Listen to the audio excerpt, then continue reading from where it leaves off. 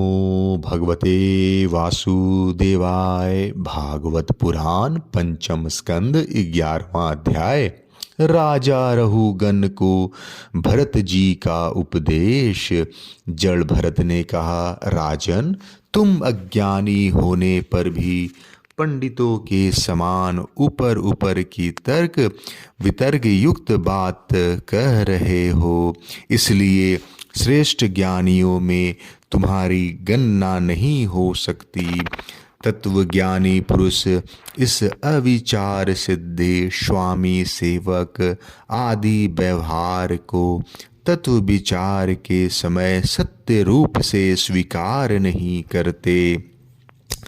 लौकिक व्यवहार के समान ही वैदिक व्यवहार भी सत्य नहीं है, क्योंकि वेद वाक्य भी अधिकतर गृहस्थ जनोचित यज्ञ विधि के विस्तार में ही व्यस्त है। राग द्वेष आदि दोषों से रहित विशुद्ध तत्व ज्ञान की पूरी पूरी अभिव्यक्ति प्रायः उनमें भी नहीं हुई है, जिसे गृहस्थोचित यज्ञ आदि कर्मों से प्राप्त होने वाला स्वर्ग आदि सुख स्वप्न के समान है नहीं जान पड़ता। उसे तत्व ज्ञान कराने में साक्षात उपनिषद वाक्य भी समर्थ नहीं है।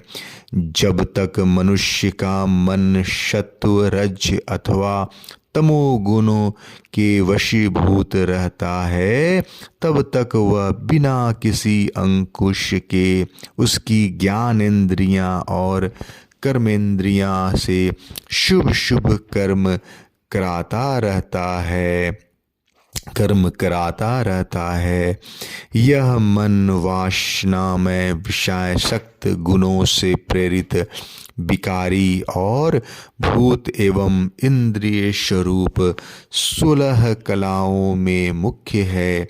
यही भिन्न भिन्न नामों से देवता और मनुष्य आदि रूप धारण करके शरीर रूप उपाधियों के भेद से जीव की उत्तमता और अधमता का कारण होता है। यह मायामय मन संसार चक्र में छलने वाला है। यही अपनी देह के अभिमानी जीव से मिलकर उसे काल चक्र से प्राप्त हुए सुख दुख और इनसे व्यतिरिक्त मोह रूप अवश्य भावी फलों की अभिव्यक्ति करता है।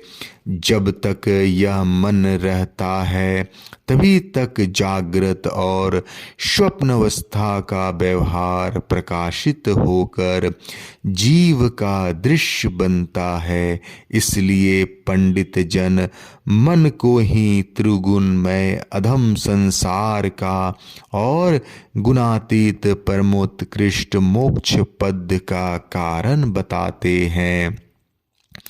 विषयासक्त मन जीव को संसार संकट में डाल देता है।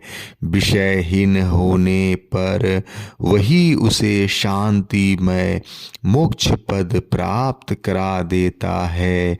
जिस प्रकार घी से भीगी हुई बत्ती को खाने वाले दीपक से तो धुएं वाली शिखा निकलती रहती है, और जब घी समाप्त हो जाता है तब वह अपने कारण अग्नि तत्व में लीन हो जाता है। उसी प्रकार विषय और कर्मों में आसक्त हुआ मन तरह तरह की वृत्तियों का आश्रय लिए रहता है, और इनमें मुक्त होने पर वह अपने तत्व में लीन हो जाता है। वीरवर 5 कर्मेंद्रियां, 5 ज्ञानेंद्रियां और 1 अहंकार, ये 11 मन की वृत्ति वृत्तियां हैं तथा 5 प्रकार के कर्म, 5 तन मात्रा और 1 शरीर, ये 11 उनके आधारभूत विषय कहे जाते हैं। गंध, रूप, स्पर्श, रस और शब्द, ये 5 ज्ञानेंद्रियों के विषय हैं। मल त्याग, संभोग, गमन, भाषण और लेना देना, व्यापार, ये 5 कर्मेंद्रिय के विषय हैं। तथा शरीर को यह मेरा है इस प्रकार स्वीकार करना अहंकार का विषय है। कुछ लोग अहंकार को मन की 12वीं वृत्ति और उसके आश्रय शरीर को 12वां विषय मानते हैं। ये मन की 11 वृत्तियां द्रव्य, विषय, स्वभाव, आशय, संस्कार, कर्म और काल के द्वारा सैकड़ों, हजारों और करोड़ों भेदों में परिणत हो जाती है, किंतु इनकी सत्ता क्षेत्रज्ञ आत्मा की सत्ता से ही है। अतः स्वतः या परस्पर मिलकर नहीं। ऐसा होने पर भी मन से क्षेत्रज्ञ का कोई संबंध नहीं है। यह तो जीव की ही माया निर्मित उपाधि है। यह प्रायः संसार बंधन में डालने वाले अविशुद्ध कर्मों में ही प्रवृत्त रहता है। इसकी उपयुक्त वृत्तियां प्रवाह रूप से नित्य ही रहती है। जागृत और स्वप्न के समय वे प्रकट हो जाती है और सुषुप्ति में छिप जाती है। इन दोनों ही अवस्थाओं में क्षेत्रज्ञ जो विशुद्ध चिन्ह मात्र है, मन की इन वृत्तियों को साक्षी रूप से देखता रहता है। यह क्षेत्रज्ञ परमात्मा सर्वव्यापक जगत का आदि कारण, परिपूर्ण अपरोक्ष स्वयं प्रकाश अजन्मा ब्रह्मादि का भी नियंता और अपने अधीन रहने वाली माया के द्वारा सबके अंतःकरणों में रहकर जीवों को प्रेरित करने वाला समस्त भूतों का आश्रय रूप भगवान वासुदेव है।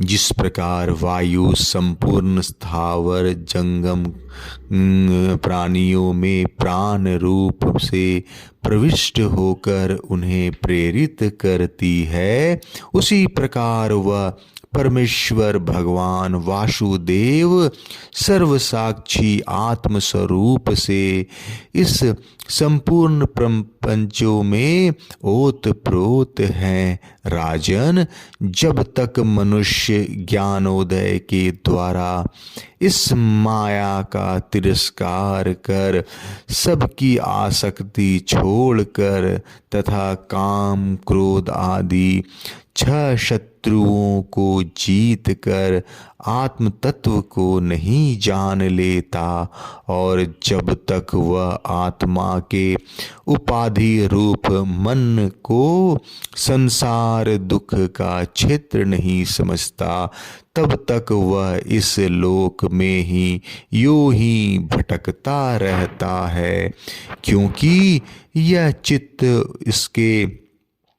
उसके शोक, मोह, रोग, राग, लोभ और बैर आदि के संस्कार तथा ममता की वृद्धि करता रहता है।